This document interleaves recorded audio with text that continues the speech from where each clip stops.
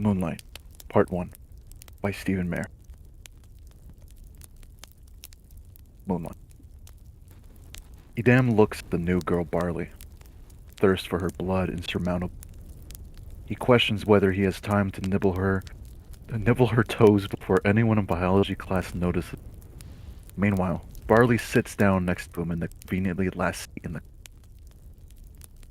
Hi, Barley stammers, nervous and biting her lip. Hello, Edam, curt, distracted, only able to focus stinky cheese smell emanating from her never-washed Nike Air Jordan. Barley pauses, starts violently sneezing. Edam watches on. Once class is over, Edam storms out, desperate to get away from the stench. Barley sits, pouting and annoyed.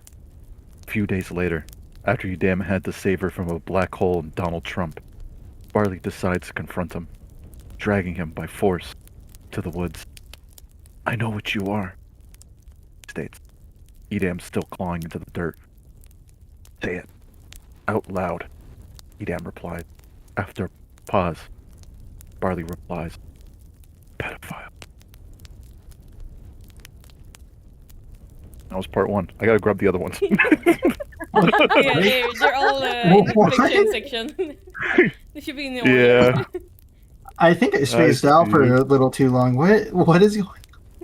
So basically, Yep. Adam wants to nibble on Barley's toes. I heard the story, but Yeah, no, it's not going to make any more sense if you try to listen to it. no. Yeah, alright. Part 2.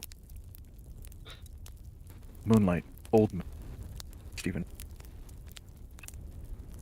Oh my god, 11 pages, holy fuck. Language. And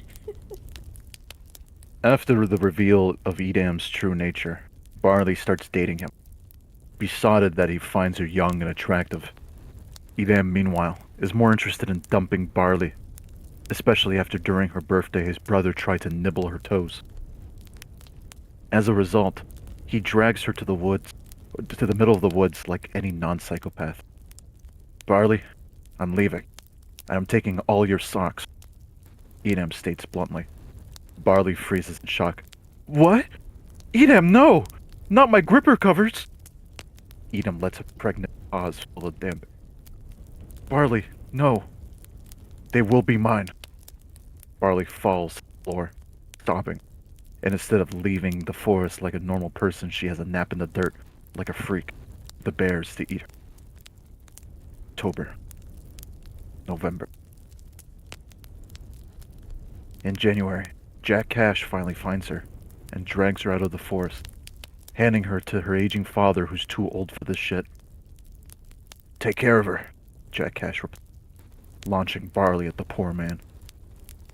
After a few months of adrenaline seeking to re-stinkify her socks, Barley launches herself into the ocean, hoping to add a fishy aroma. But a fat bulldog yoinks her out of the sea. She recognizes the birthmark on their ass. Jack Cash? She's shocked, half drowned. That's right, baby girl, Jack Cash replies, wagging his tail. Barley scoffs. Ew, you're not the right type of freak for me. But that Edam's sister, Eunice, appears. Hookie Bear, you're alive? I told Edam you died and he wants to off himself. Barley rushes to the other side of the world, screaming, Edam, don't off yourself! Edam. Guess the hoe is still alive. Turning to the wounds, suplex Jack.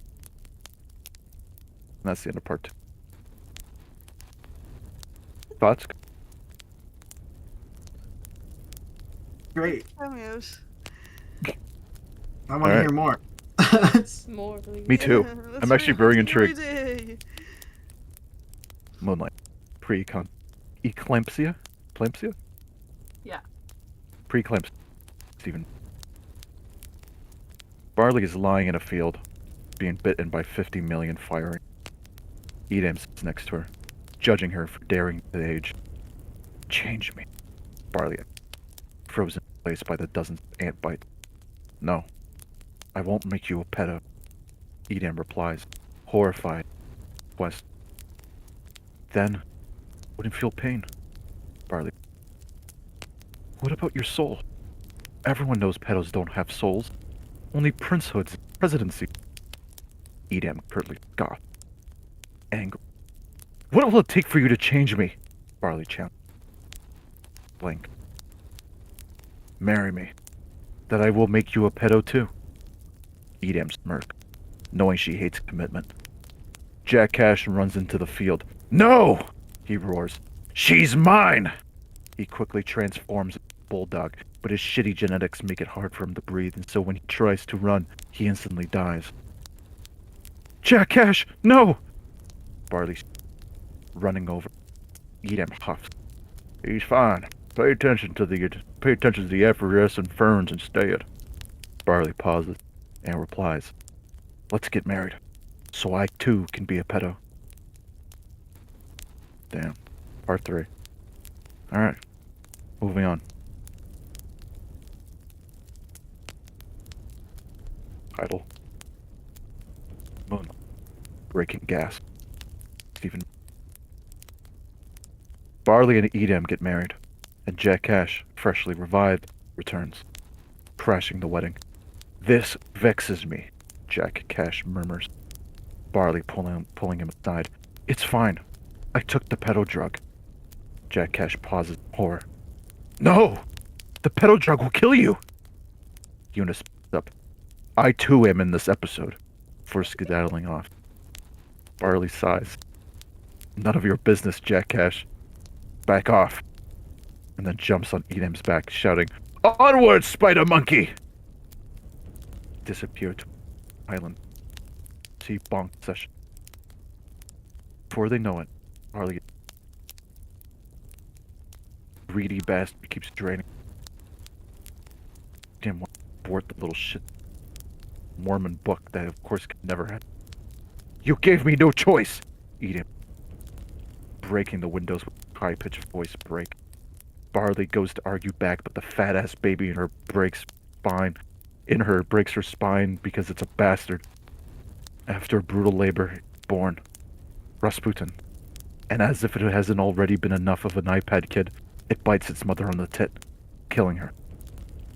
With no choice, Edam changes Barley into a shiny pedo, and Jack Cash attempts to murder Rasputin, but imprints on becoming a pedo too.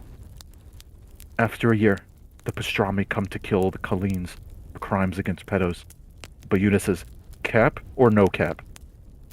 Showing Ara, the future where he gets his ass clapped. Ara pauses and replies, facts, running away like a little bitch. Part 4. Hell nah. Is this the spin-off or 50 Shades of Beige It's by 50 Legame? Shades of Beige, it should be, yeah. This is Okay. this is the second one because people asked me to write a new spin-off, Okay, like perfect. a new Spin-off? spoof thing. It's Right. it's a This is a wonderful bonus read, entry then. actually. It's- Okay, Let's hear it. alright. Yeah. 50 Shades of Beige by Legame. Read by yours truly, Jay Birkin. Anorak runs along the park, heading to her class, when she bumps into the dreamy billionaire Bible Beige. The hunky alpha has massive shoulders, each the length of his Bugatti, with a jaw so chiseled it actually cuts people, and his height matching the Burj Khalifa. Hi, Anorak whimpered. A mega curvy Omega who somehow has a waist smaller than a pencil, with massive boobs. I mean, with some serious honkers. A real setup of donkers. Packing some dabonka honkeros. Massive dabuka humbuga bunkaloo. Big old tahonker gonkalers. Bible Beige pauses, looking down at Anorak, the Omega only the size of a grain of sand. Got my suit dirty. He's pretty Omega on his arm, who has even bigger bahonkanaga hooks. Humongous humongous. Their name? Kara. Kara scoffed. Onwards, Bible Beige.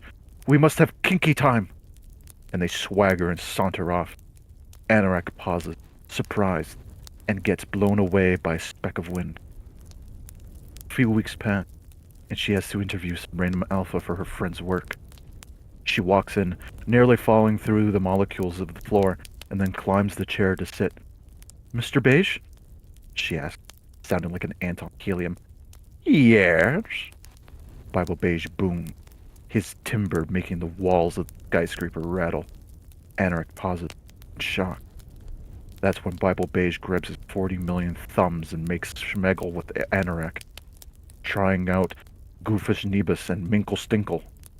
Bible Beige marries Anorak, and they have Dubus Nexus till the day they die. The end. 1 second.